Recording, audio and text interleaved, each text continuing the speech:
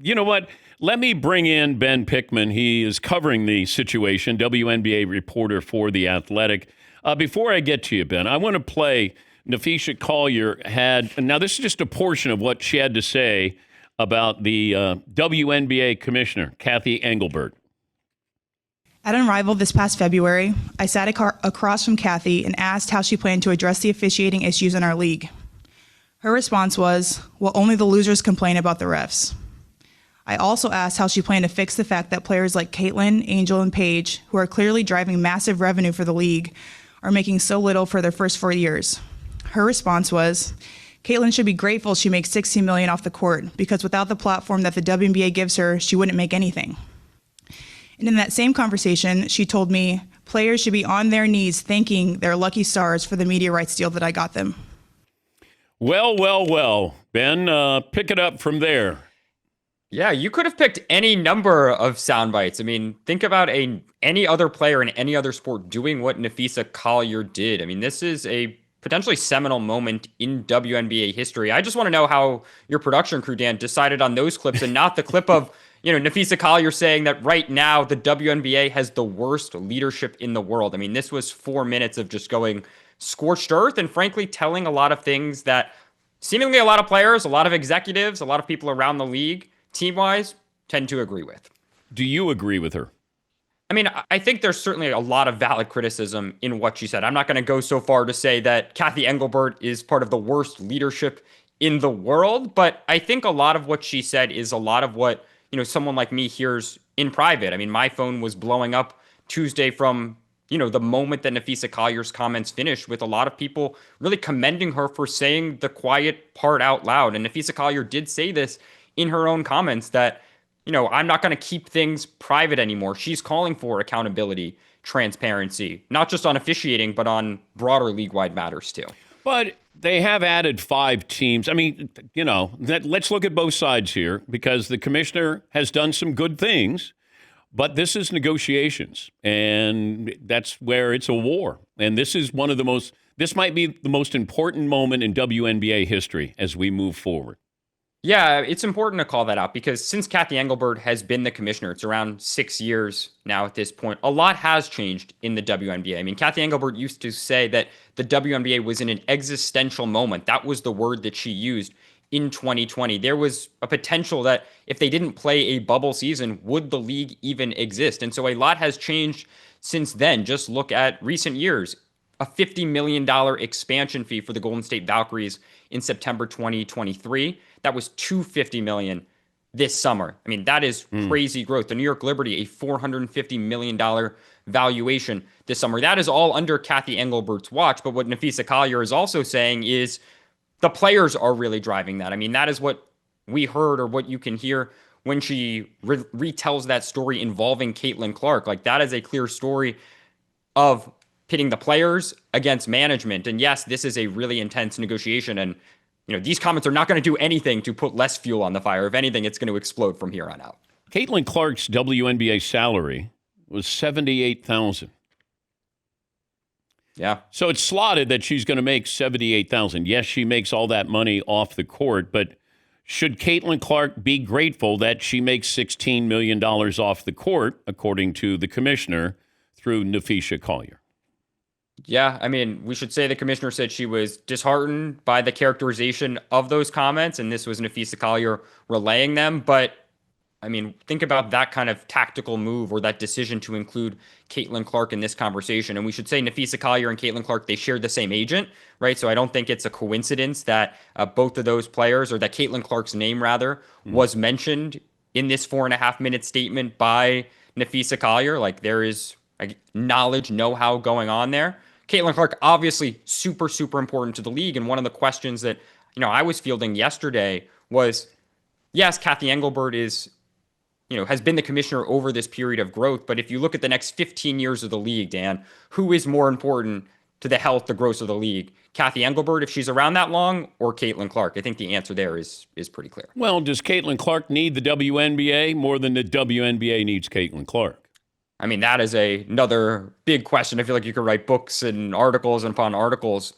Certainly, Caitlyn Clark is worth, millions, if not, I did a story earlier this season. She could be worth up to $1 billion, some people told me, to women's sports more generally. And so, yeah, I mean, Caitlyn Clark's certainly a big driver in the broader WNBA revenue conversation, the change of the business right now. And the commissioner responded. I'm not going to read the whole statement, but she was complimentary to Napheesa Collier, who's a very bright woman. Started the Unrivaled League. It's a side league, not a competing league. But where does this go from here? Where does it go? That is a great question. I mean, as you mentioned, the league and the players are in this contentious CBA negotiation. The deal currently expires October 31st. We'll see if they reach an extension or if, there is a work stoppage, whether it is just in the off season or down the line. May 2026 is when the 2026 season would begin. So we will see where things go. I think the tensions have only heightened from here on out. How could they not, knowing that Napheesa Collier said what she said, knowing that so many players have supported her, knowing that now there's so many more eyeballs on the WNBA and what is going on because of her comments. Like, that is what is so fascinating about this really remarkable 4-minute statement that Napheesa Collier gave on Tuesday. There's only a certain piece of the pie available here, Ben, that I know we look at leagues and we go, they should be paid more. Well, it comes down to math. It's that amount of money that's available. We split it up, and that's what everybody is going to share in. Now you're adding 5 new franchises, so now that piece of the pie gets carved up a little bit more. And they did sign, 11-year, $2 billion, $2.2 billion TV deal. There's a lot of progress here. I worry. I thought that they tripped themselves up with the Caitlyn Clark situation. Nobody knew how to deal with her. Officials didn't. The opposition, other players, they weren't all in on her. Hey, we've got Diana Taurasi and all the people who started the league. I still don't know if they know how to handle Caitlyn Clark moving forward, because she is different than anybody else in the sport. Yeah, I mean, she definitely is. But I want to go back to your point on splitting the pie, because I think it's really important here. Because what makes the WNBA so unique in this context is that it is owned by the NBA, that Kathy Engelbert reports up to Adam Silver, right? So there are other stakeholders here other than just WNBA owners who are important in this conversation, right? So it's not just what do the owners of the WNBA think, because even that phrase, owners of the WNBA, is a really muddled phrase, right? You have a number of franchises that are owned by the same people that also own NBA teams. 42% of the league is owned by the NBA, for instance. 42% is owned by WNBA owners. But in that 42%, well, there's some people who are in both pots here, right? And then there is another pot of 16 that also includes some people who are in both of those other pots. That is what makes the WNBA's situation about how to proceed, whether it relates to Kathy Engelbert and her job status, whether it relates to the CBA. That's part of what makes it so tricky, so unique, is there are so many stakeholders in this conversation that the league is in a really tough spot, and that's why we're in this very complicated mess that we are in. ESPN reported over the weekend that WNBA data doesn't show a correlation between recent playoff injuries and missed calls by officials. Napheesa Collier, one of the great players in the game, called the claim, quote, an insult to my intelligence, honestly. Collier also asked the commissioner about how the league planned to address officiating.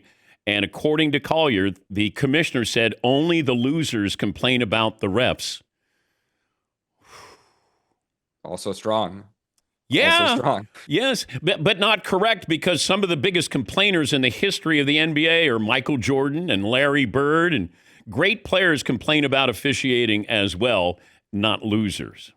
Yeah, exactly. And I think one of the things that is so interesting, or that everyone is tracking, is these claims or these calls about officiating. They're not new, right? I wrote a story 2 years ago at the start of the WNBA finals all about coaches and executives and players talking about inconsistent officiating, and going back to that point that I was just making on NBA and WNBA ownership. Several people around the league, coaches, executives, they point to high yearly turnover, that multiple WNBA officials move out of the league and into the NBA, literally from 2018 to 2022. In NBA official press releases, they would use the word promotes as it relates to people moving from the WNBA, that is officials, to the NBA, right? And so there are questions, again, systemic questions about how much are officials paid, how are they trained, how are they reviewed. But is it slanted, Ben? Are they calling different? Are they seeing something different for certain players and not others? Are they just not great at their jobs? I mean, it's hard for me, the layperson, to say, how correct or incorrect is an official's assessment of a call. But they do grade them. They get graded just like NBA officials. I don't know if they're not calling enough for Caitlyn Clark or they're calling too much for it. Does she get preferential? I mean, it feels like everything circles back to Caitlyn Clark. I mean, I think actually on this officiating conversation, though, Dan, like this is a conversation that has been going on for a number of years. I think Caitlyn Clark, like so many other topics, her presence in the league has brought more eyeballs to the topic of officiating. But you talk to people, like these frustrations are frustrations that have been held for a number of years. The league, as you're saying and you're asking, they're saying that, our officials are excellent, that they grade out incredibly well, that we don't have the same kind of problem that so many people say. But what Napheesa Collier and what others have said is, the first step in fixing a problem is acknowledging you have a problem in the first place. Like that was another, clear sentiment that she tried to voice throughout her opening statement at her exit interview. Great stuff, Ben. Thanks for joining us. We'll be reading. Thanks a lot for having me. That's Ben Pickman, WNBA reporter for The Athletic.